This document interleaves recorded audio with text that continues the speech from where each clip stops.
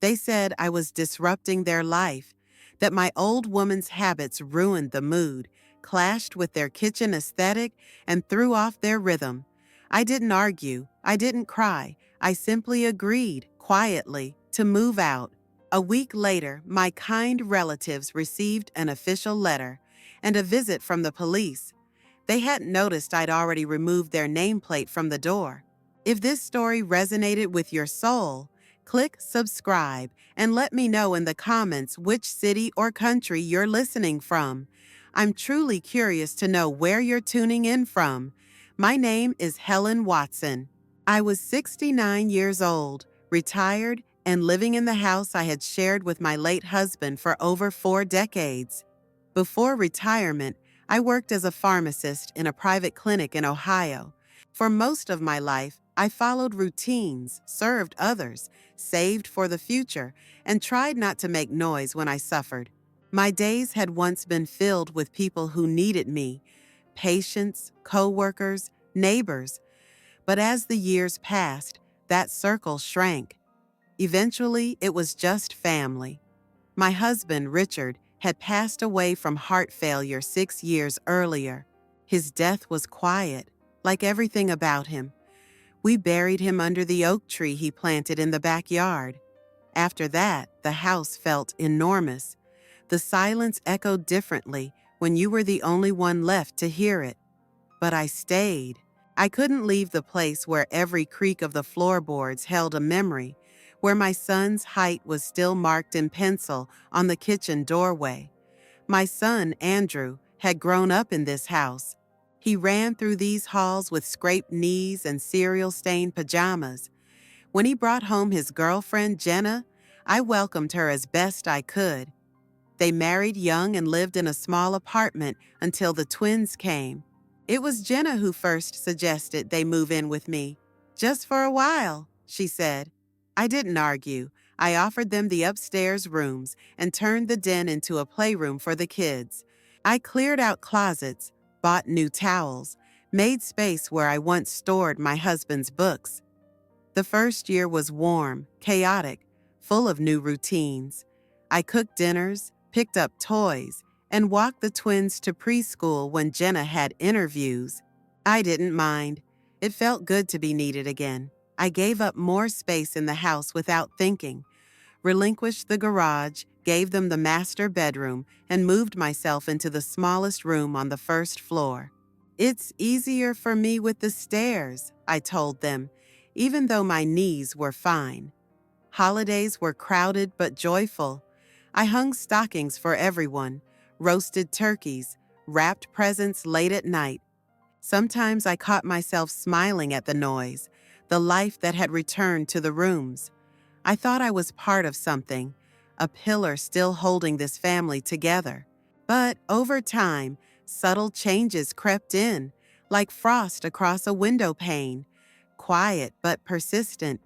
Little things went missing. My garden chairs were replaced with minimalist metal ones. My old mugs vanished from the shelf, replaced with white ceramic sets. The floral curtains I had sewn myself were suddenly too dated and came down without warning. I didn't ask where they went. I tried to believe they'd been washed or stored, but I knew.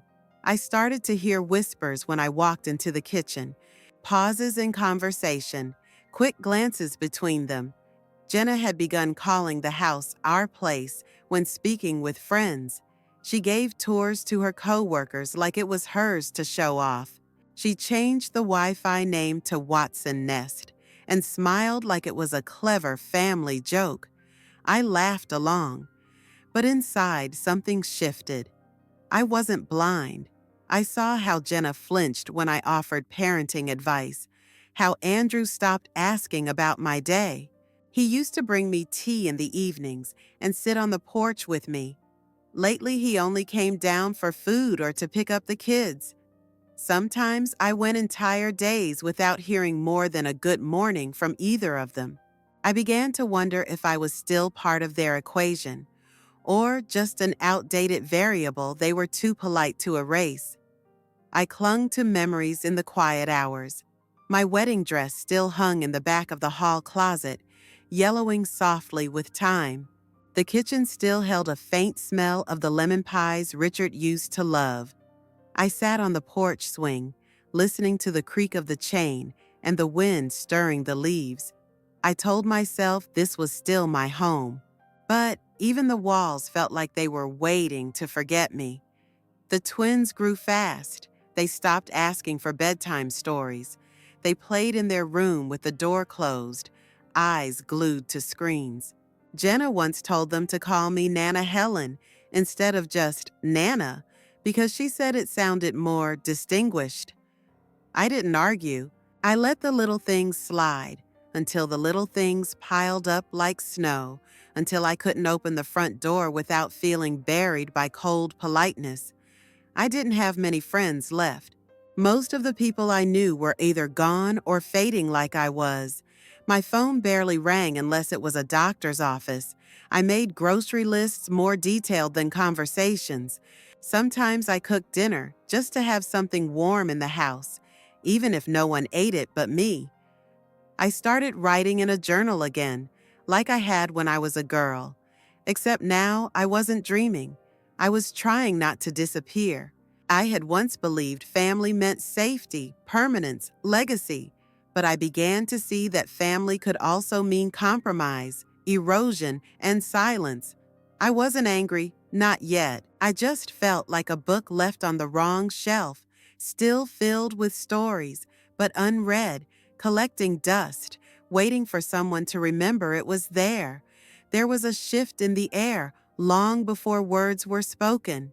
It came quietly, like a draft under the door, barely felt at first, but slowly growing colder over time. I began to sense it in the way Jenna moved around me in the kitchen, careful not to brush my arm, avoiding eye contact as if my presence was something to be tolerated rather than welcomed.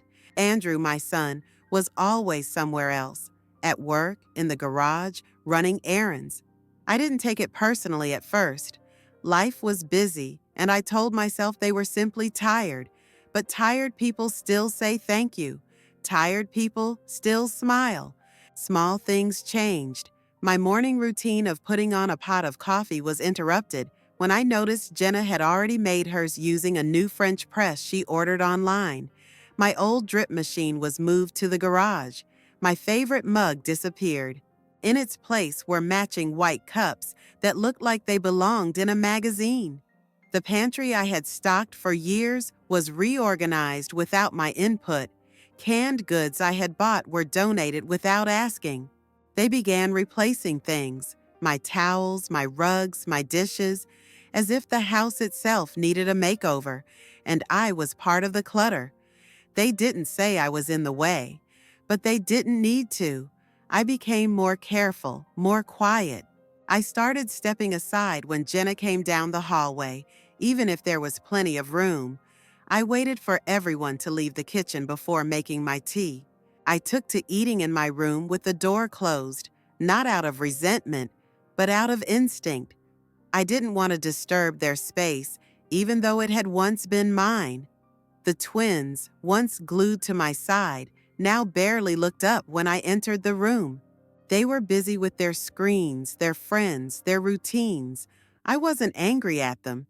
Children follow the energy around them, and the energy said I was background noise. I became the person who reminded them to put on jackets, who folded their socks, who asked too many questions. I stopped asking. I simply watched. Jenna took over the garden. She hired landscapers to remove what she called the overgrown shrubs. Those shrubs had been planted by Richard and me our first year in the house. She replaced them with something minimal, sterile, pretty, but heartless. I didn't protest. I sat in the sunroom and listened to the buzz of hedge trimmers cutting through memory. I began to realize that I was being managed, not included, not embraced, managed. Suggestions about senior activities began to appear in casual conversation. Flyers for community centers mysteriously landed on my nightstand. Jenna once left a brochure about independent senior living on the counter. She never mentioned it, neither did I. But the message was clear. They were building a life that didn't include me, and they wanted me to quietly accept that fact. Every object in the house seemed to confirm it. The family photos on the mantel had shifted. Images of my son and his family took center stage. My wedding photo was moved to a lower shelf. My handmade quilt was replaced by a machine-stitched throw. The piano that once filled the living room with music sat silent, used now as a decorative surface for candles.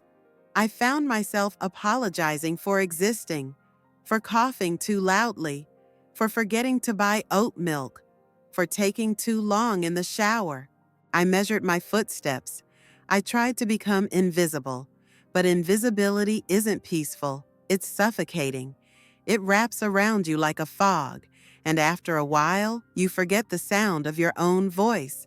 The day I truly understood how far I had fallen out of place came on a Saturday. Jenna was hosting a small gathering for her co-workers. I helped tidy the house, set the table, even baked a pie.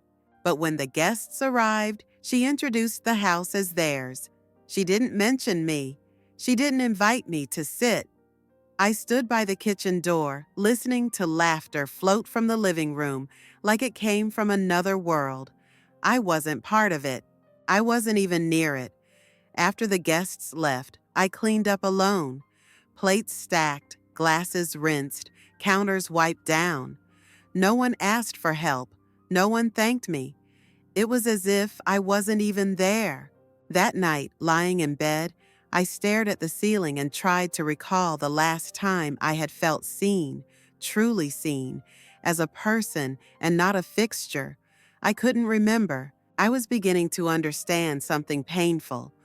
You can live in a house and still be a stranger in it. You can raise a child and still be treated like a burden.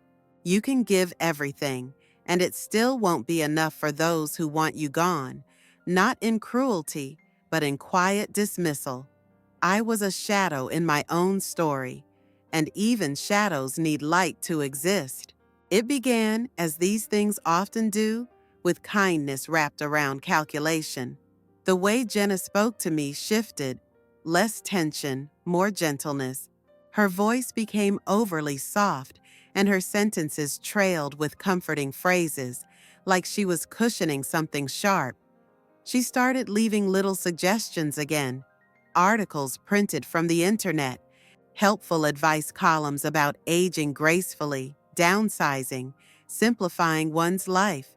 I found them on the kitchen counter, on my dresser, even once tucked into the folded towel in the bathroom. Andrew was quieter than usual, but he seemed on edge, as if he was rehearsing something in his mind every time he saw me. He lingered in the hallways. He avoided long eye contact. He patted my shoulder more often, like someone handling a fragile package, and still, they said nothing. Until one morning, I found them sitting at the dining table with coffee, and that fixed, earnest expression people wear when they're about to hurt you and want to look like they're not. Jenna began with compliments. She talked about how much I had done for the family, how grateful they were, how amazing it had been to have 3 generations under one roof. Then came the turn. She spoke of change, of new opportunities, of how much I deserved comfort and rest, how I needed space, quiet, community. She said the word independence so many times, I almost believed I had lost mine without realizing it. The idea was simple, she claimed. A beautiful senior living apartment, modern, close to shops, with people my age, activities, shuttle buses to the library. A place where you wouldn't feel like a guest, she said. I suppose she didn't hear the weight of those words. Or maybe she did.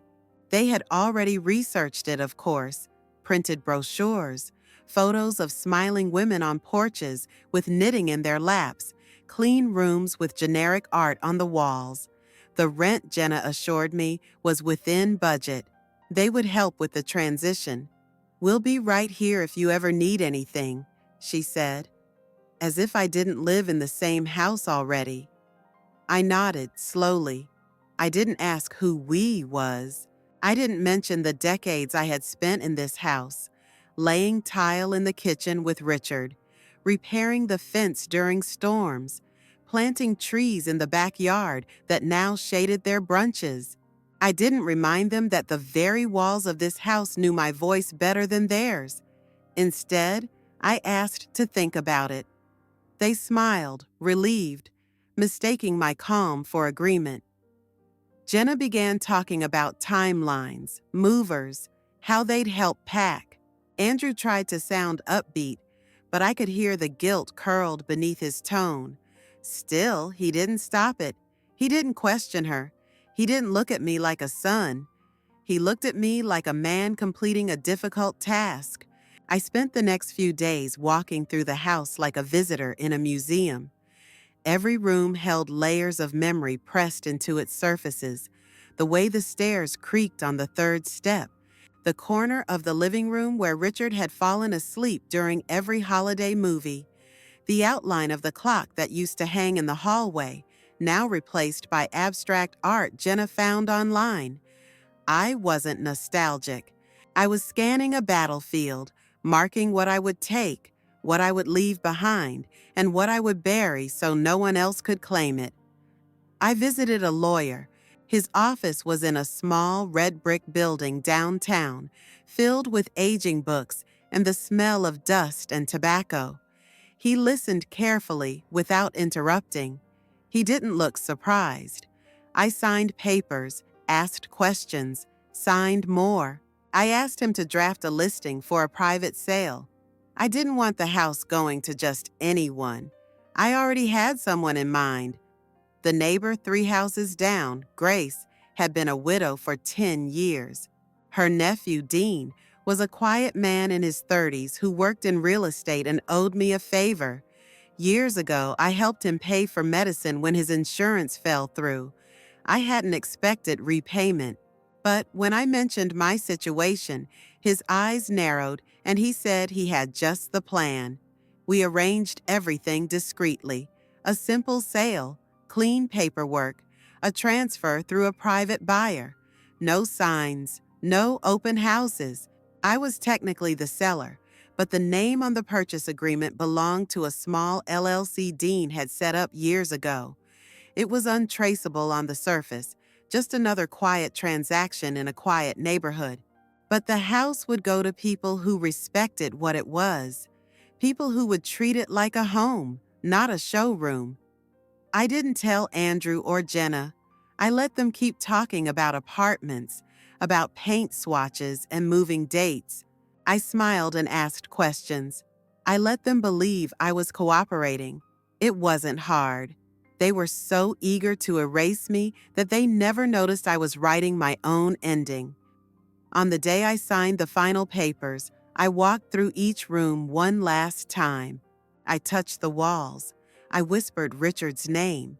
I folded my sweaters, packed my books, left the casserole dishes and the china set they never used. I made my bed with crisp corners and left the window slightly cracked, just as I had done every morning for 40 years. When I handed the keys to Dean, I didn't feel sadness. I felt clarity. There was no longer a place here for the woman I had been. But there would be consequences for forgetting that she built everything. It happened quickly. Real estate deals always seem slow from the outside. Weeks of waiting, mountains of paperwork. But once everything aligns, the final steps move like a falling domino. One day, I was watching birds in the backyard with a cup of tea. And the next, I was no longer the legal owner of the house I had lived in for most of my adult life. It didn't feel like a loss. It felt like an unburdening. Dean handled everything with precision. He sent over the final documents with a small note attached. All done. They're yours now. I didn't need the confirmation, but I appreciated the simplicity. The buyer, on paper, was a faceless entity. In reality, it was a family I had quietly watched over for years. They were kind, quiet, respectful people. Grace's niece and her husband. She had told me they'd been looking for a place to settle, to raise their children, to create something lasting. I didn't tell her my plans right away. I waited until it was done, and then I let her know that her family now owned the White House on the corner, the one with the hydrangeas I planted in 1987. I packed my bags in silence. Not much, just the essentials. 2 suitcases of clothes, some photo albums, my late husband's watch, a few recipe cards written in my mother's cursive. I didn't take furniture. I didn't take anything that anchored me to the place physically. Everything that truly mattered I carried in memory. The rest would be dealt with later by someone else, or maybe not at all. Andrew helped me carry the bags to the car. His eyes darted around, uncertain. I could tell he wanted to ask questions but wasn't sure what to say. I smiled and thanked him. He opened the door for me like a polite stranger. I almost told him everything in that moment. Almost. But I held it. Some truths are meant to arrive on their own schedule. The apartment I moved into was small, clean, and quiet. A second-floor unit in a modest complex not far from downtown. The rent was low, the neighbors were invisible, and the windows faced east, flooding the living room with light each morning. I arranged my things simply. No clutter, no noise, no reminders of the life I had left behind. Just peace. For the first few days, I slept deeply, like a person who had finally stopped holding her breath. I walked through the park, visited the library, and cooked small meals just for myself. No one moved my things. No one made me feel unwelcome in my own space. The silence, for once, was mine to enjoy. Meanwhile, back at the house, the clock began ticking. Dean had given Andrew and Jenna a courtesy buffer, 7 days before official contact. I didn't ask for that, but I understood the reasoning. Let them settle into the illusion. Let them believe they were orchestrating the transition. Let them hang their new curtains, buy matching organizers, and plan their renovations. On the 7th day, the letter was delivered, a simple formal notification of ownership transfer. Enclosed were copies of the deed, a new title, and a request to vacate the property within 5 business days. It was written in legal language, neutral and firm, but behind every sentence was the truth they would not see coming. Dean told me later how it went. Jenna opened the letter first. She didn't understand it. She thought it was a scam. Andrew called the number listed on the document, demanding answers. Dean answered calmly, professionally, and confirmed everything. The name on the deed was legitimate. The purchase had been processed, notarized, and filed with the county. The house was no longer theirs, and it hadn't been mine for over a week. I imagined their faces, confusion slipping into disbelief, then into panic. The silence around the dinner table, the flurry of phone calls, the desperate search for explanations. I wondered if they looked for me, if they thought I had been tricked, if they still believed I was fragile and naive. That's the problem with being underestimated for too long. Eventually, people forget you were ever capable of more. I didn't answer their calls. I didn't respond to the emails. I simply watched the weather change outside my new window and felt the weight of years sliding off my shoulders. Grace told me the family planned to move in soon. They had 2 children, both under 10, and were excited to have a yard. They wanted to paint the living room a warm yellow, like the house Grace and I both grew up in. They would keep the porch swing. They would fix the attic window that had always stuck in the summer. They said they felt like the house had a story, and they wanted to be part of it. That made me smile. Not a bitter smile, not the smile of revenge. Just the quiet satisfaction of knowing the home I built would finally be loved again, not as a stage for someone else's life, but as a home in its own right. They were the new owners now, and I was no longer a ghost in my own story. I was, at last, free. The morning it all unfolded, I was sitting by the window in my small apartment, watching the light filter through the lace curtains I had hung myself. The world felt calm, indifferent. Birds moved between branches outside. Somewhere, a lawnmower hummed. I drank my tea slowly, knowing that within the hour, the house I used to call home would become a battlefield, and I would not be on it. The letter arrived by certified mail, delivered with precision by a process server hired through Dean's office. It bore an official seal and multiple pages of legal print. It was not aggressive in tone. It didn't need to be. The facts were simple and final. The property had been legally sold and transferred. The current occupants were now considered unlawful residents. They were given 5 business days to vacate the premises or face further legal action, including forced eviction with police supervision. Dean had drafted the language carefully. There was no room for emotion, only clauses, subsections, statutes. The law moved with cold efficiency when used properly. I had learned that lesson late in life, but I had learned it well. I imagined Jenna opening the letter, sitting at the kitchen table where I had once peeled apples and folded napkins, her perfectly manicured fingers sliding over the envelope, her brow tightening as she tried to understand what she was reading. I pictured Andrew pacing behind her, reading over her shoulder, disbelief spreading across his face like spilled ink. I could see it all without needing to be there.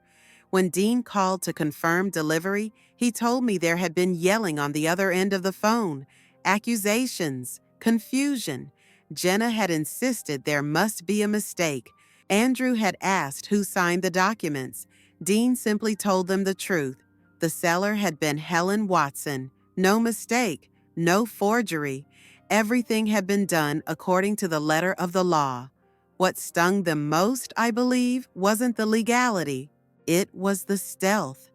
The fact that I had carried out a full transaction under their noses, with poise and silence. They had spent so much time ignoring me that they had failed to notice the most important move of all. Their oversight was complete. That day, the house became something else in their eyes. It was no longer a backdrop for their lives. It became unfamiliar, uncertain, hostile. The walls they had taken for granted turned cold.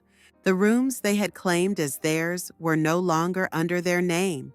I imagined them standing in the hallway, feeling it for the first time. The absence of power. That heavy, bitter taste of not being in control. They tried to reach me, of course. Calls flooded in. First polite, then frantic, then furious. Voicemails stacked up. Apologies laced with desperation. Demands disguised as concern.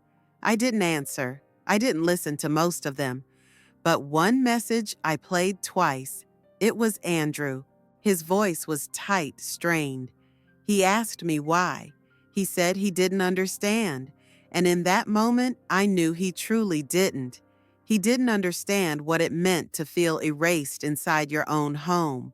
He didn't understand what it was to walk through rooms you paid for, built with your own hands, only to be treated like a squatter. He had forgotten the smell of cinnamon rolls on Christmas morning, the time I stayed up with him through fevers, the day I taught him to tie his shoes in the front hallway. He didn't see me anymore. He saw a shadow, a weight, a complication, and I had let them believe it until I didn't. Dean coordinated the next step. A second notice, this time from local authorities, confirmed that enforcement would proceed if the house was not vacated by the stated date. The buyers had the right to immediate possession. The clock was now ticking in their ears, loud and undeniable. Grace told me she saw them outside that afternoon, speaking with a police officer. Nothing dramatic, just protocol. But their faces were pale, tight with worry. Jenna's hands moved rapidly as she spoke, her voice rising in tone even though her words weren't audible from the street. The twins stood behind her, confused, clutching their backpacks. I felt a twinge then, not regret, not sorrow, just the familiar ache of reality. Children suffer the fallout of their parents' choices, but children also adapt. And maybe one day they would learn that kindness withheld has consequences. That silence does not mean weakness, that a person who goes unseen for long enough eventually disappears and takes everything with her. I didn't celebrate, I didn't toast or gloat or smile at their downfall. I sat quietly, knitting a scarf, the television on low, the apartment warm. I felt something inside me realign, like a bone set properly after years out of place. The pain was still there, yes, but it was cleaner now, sharper, honest. The eviction was not yet final, but the outcome was inevitable. They would leave, they would move, scramble, fight, or surrender, but they would no longer live inside a story that didn't belong to them. They had tried to write me out. I had simply edited the ending, and when it arrived in the form of a stamped letter in a government envelope, it carried more weight than any argument, any plea, any cry of protest. It was the sound of a door closing, of ownership redefined, of silence, loud and lawful, having the final word. I knew he would come. Maybe not that day, maybe not even that week, but I knew eventually Andrew would stand in front of me with a face full of questions he didn't know how to ask. He was my son, after all. Despite the distance, the silence, the years of growing apart, he still carried the echo of a child who once ran into my arms when things didn't make sense. That child was gone now, but fragments of him remained in the way he knocked, softly, as if hoping I wouldn't answer. I opened the door slowly. He stood there, looking older than I remembered. Not just tired, worn. His shoulders slumped slightly, and his eyes held that searching expression that children wear when the world slips out of their control. He wasn't angry anymore. That fire had burned out. What remained was something closer to disbelief, maybe even guilt, but wrapped in confusion. He stepped into the apartment without waiting to be invited, glancing around like he was trying to understand where I had gone, as if this space could explain what the house no longer would. He sat down at the table like it was still his place to do so. I sat across from him. The table between us felt wider than it should have.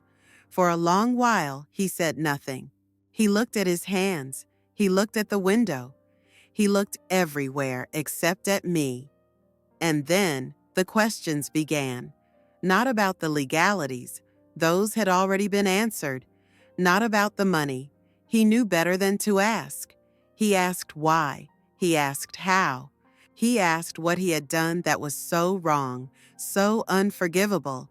I let the words settle in the air before responding. I didn't yell. I didn't list grievances like a lawyer in court.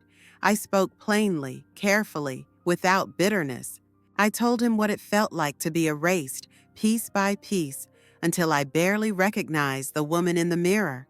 I told him how silence replaced gratitude, how space replaced closeness, how my own home became unfamiliar because of how I was treated inside it. I reminded him that absence doesn't always mean someone left. It sometimes means they were pushed out, slowly, invisibly. He tried to defend himself. He talked about work, stress, children, timing. He said they never meant to hurt me. I believed him. I really did.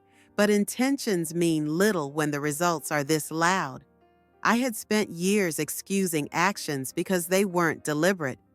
I had explained away neglect as distraction, coldness as exhaustion, indifference as busyness.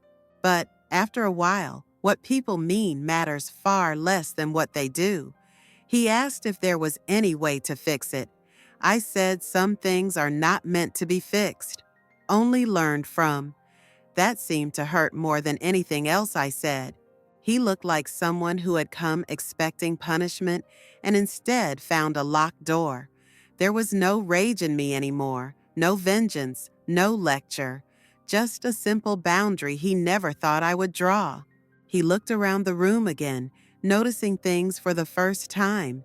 The stack of library books, the knitted shawl on the back of the chair, the photo of Richard and me on the dresser. These things weren't grand or angry. They were small, calm, and completely mine. He realized, perhaps for the first time, that I was no longer waiting for a place in their life. I had built one of my own. He stood up finally and walked toward the door. He turned back just for a moment and asked if I would ever come back. I didn't answer right away. I looked at him, really looked at him, and saw both the boy I raised and the man who forgot I was more than a convenience. I told him that coming back isn't about geography. It's about being seen, respected, invited in, not tolerated. And that invitation had long since expired. He nodded slowly. There were no tears, no dramatic exit, just the sound of the door closing behind him and the quiet that followed. A quiet that didn't feel lonely this time. It felt earned. That was the last time I saw him in person. He sent messages after that, updates, apologies, small efforts to reconnect. I read them. Sometimes I even replied. But the relationship had changed. I wasn't angry. I had simply stepped off a path I had walked too long with bleeding feet. And once you stop the bleeding, you don't put the shoes back on. The conversation stayed with me, not as a wound, but as a marker. A final chapter in the part of my life that revolved around waiting. Waiting to be seen, to be appreciated, to matter. That wait was over. In its place stood something stronger, my own voice, my own space, and a life that no longer asked me to be smaller just to keep the peace. After he left, the silence returned. But this time it was not heavy or suffocating. It was mine. It filled the apartment not with absence, but with clarity. There were no footsteps overhead, no hushed voices behind closed doors, no reminders that I had overstayed a welcome I was never really offered. For the first time in years, I wasn't navigating someone else's moods or adjusting myself to fit into a space that had shrunk around me. I was simply existing, fully, quietly, entirely. In the days that followed, I found myself settling into a rhythm I hadn't realized I was craving. The mornings were slow and soft. I would rise without an alarm, boil water for tea, and sit by the window as the light poured in. I stopped rushing through meals. I cooked what I liked, simple things, familiar things. I played music out loud, humming along without fear of disrupting anyone else's atmosphere. I kept the television on when I wanted company and turned it off when I wanted peace. No one sighed. No one adjusted the volume. The room adapted to me. I rearranged my furniture, not out of necessity, but as a gesture of ownership. The small bookshelf now sat under the window, filled with novels I had been meaning to reread. I moved the armchair closer to the balcony, where the afternoon sun warmed the fabric. I bought myself a new lamp. Nothing fancy, just something soft and golden that reminded me of autumn. Everything in the apartment reflected my taste, my needs, my comfort. For the first time in decades, I didn't compromise on where to hang a picture or what color to put on the walls. The air felt different, lighter. I could breathe without tension. I could speak without being corrected. I could move through a space that welcomed me instead of shrinking from me. It wasn't just about leaving a house. It was about reclaiming the right to exist without apology. Occasionally, I walked past the old house, not by design, just part of my route to the market or the post office. I never lingered, never stared, but I saw it, and what I saw didn't hurt. The porch swing was still there, gently swaying in the breeze. The hydrangeas had started to bloom again. New curtains hung in the front window, and a child's bike leaned against the porch railing. It no longer looked like my house, and that was a relief. I had left, yes, but I hadn't vanished. I had transformed. And in that transformation, I had made space for others. The new family was settling in. Grace told me her niece loved the kitchen, that they had repainted the walls a warm yellow and were planning to plant vegetables in the garden beds I once tended. They didn't erase what was there. They built on it. That mattered to me more than I expected. I received a letter from one of the children, an actual handwritten letter with crooked spelling and big looping letters. It thanked me for the yard and said the big tree in the back was perfect for climbing. It sat on my kitchen table for days before I put it in a drawer, folded gently next to a photo of Richard and me on our anniversary. I didn't need to frame it. Just knowing it was there was enough. Sometimes I thought about the life I left behind. The years spent bending, accommodating, offering myself in pieces to people who never thought to give anything back. I didn't feel resentment, just a quiet understanding that survival sometimes requires retreat. That freedom often starts with a door you close gently behind you, without ceremony or farewell. There was no one checking on me daily, no one texting to ask if I was okay. And yet I didn't feel lonely. I felt intact, whole, free of the subtle expectations that had weighed on me for so long. I made my bed each morning, not because someone would see it, but because it pleased me. I took walks without needing to justify them. I sat in cafes with a book and lingered as long as I wanted. I began writing again. Nothing elaborate, just short observations, moments captured in ink. I wrote about the sound of rain on the roof, the scent of rosemary in the park, the way a stranger held the door for me without rushing. I filled page after page without an audience, without a goal, just to remember that I had thoughts worth holding on to. I wasn't trying to prove anything. I wasn't waiting for recognition. I was simply living in a space that no longer questioned my right to be there. That was the true gift of leaving. Not revenge, not justice, not even peace. It was spaciousness, room to expand, to breathe, to exist without reduction, a life reclaimed in small, deliberate ways. And within that reclaimed life, I discovered something I had forgotten how to feel. Enough. I was enough, and I didn't need anyone's permission to believe it. It always started the same way. The sharp buzz of my phone, the soft glow of the screen lighting up in my quiet apartment. I didn't keep the ringer on anymore. I preferred the peace, but even the vibration felt louder than it should have in my space. I would glance over, already knowing what I would see before the letters came into focus. His name, Andrew, not unknown, not no-caller ID, just him. Clean, simple, unchanged. The first time it appeared after everything had unfolded, I felt my hand freeze in midair. I had been stirring soup, letting it simmer while the soft hum of the radio filled the room. I didn't answer. I didn't silence it either. I just watched the screen until the call faded and the light died out. It was strange how much power that little rectangle still held. Not the phone itself, but the name. He called again the next day, and then the next. Each time the message he left grew shorter, softer. He didn't beg, he didn't demand.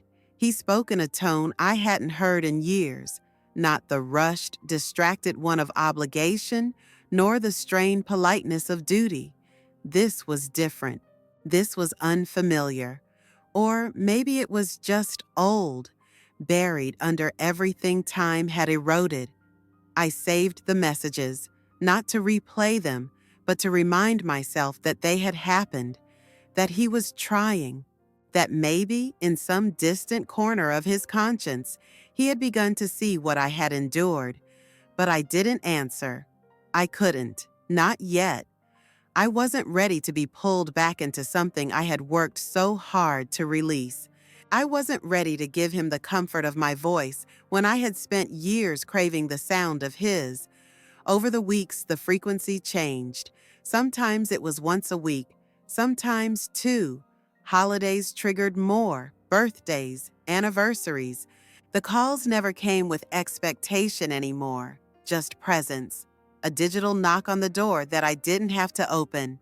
And then, one afternoon, I was in the grocery store when the name appeared again. I stood there, surrounded by oranges and cereal boxes, and felt the weight of that name settle differently. It didn't tighten my chest the way it used to. It didn't flood me with doubt or pain. It just sat there, quiet, steady. And I realized something. I had stopped needing the apology, not because I had forgotten what happened, not because I had forgiven, but because I had grown past the place where his recognition defined me. I had outgrown the need to be understood by someone who had never truly tried. And yet, there was still something human, something unfinished in the way my hand hovered over the screen. Still a part of me that wanted to know if anything had changed. I didn't answer that day either, but I smiled to myself as I put my phone back in my bag. Not a bitter smile, not smug, just the quiet understanding that I now had a choice. I could answer or not. I could return or remain still. And whichever I chose, I would not be losing anything. That was the power I had taken back. In the months that followed, I changed my voicemail. Just a simple message in my voice, warm but brief. A small reminder that I was still here, still living, still claiming my space. I added new contacts to my phone, people I met at the community center, a woman from the book club, a neighbor who shared lemon bars on Wednesdays. These names began to fill my recent calls list. Slowly, gently, they replaced the weight of his. I got postcards from places I had never been, invitations to birthday parties of children who weren't related to me, offers to volunteer at local events. My life expanded, not dramatically, not in bursts, but in soft, deliberate ripples. I became known in new spaces, not as someone's mother, not as someone's guest, but simply as Helen. One evening, as I sat on my small balcony with a cup of tea, the phone buzzed again. His name. I let it ring while I watched the sky deepen into violet. I thought about everything I had lost, but also everything I had found. And I realized I no longer felt like a woman cast out. I felt like a woman who had walked away and built something better. I didn't need to erase the past to live freely in the present. I just needed to make peace with it, to stop chasing explanations and start honoring my own voice. So I let the phone ring, and when it stopped, I took another sip of tea and looked at the sky again. The world was still turning. My life was still mine, and the name on the caller ID, once so heavy, was just a name, nothing more, nothing less.